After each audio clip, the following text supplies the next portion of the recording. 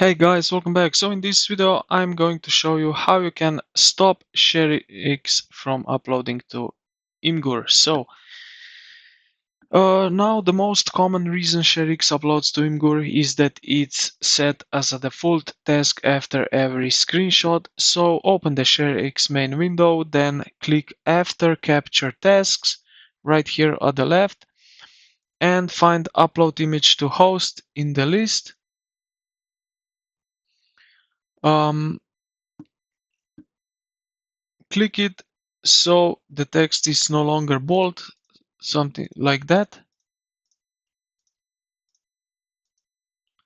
And what will this do is basically bold text indicates a task is active. If it's not bold like that, then the task is disabled. Now, if you want to ensure Sharex never connects to the internet for any reason, you can use global override. So go here to the application settings under the advanced tab, so here at the bottom, then scroll down to the upload and find disable upload and set it to true.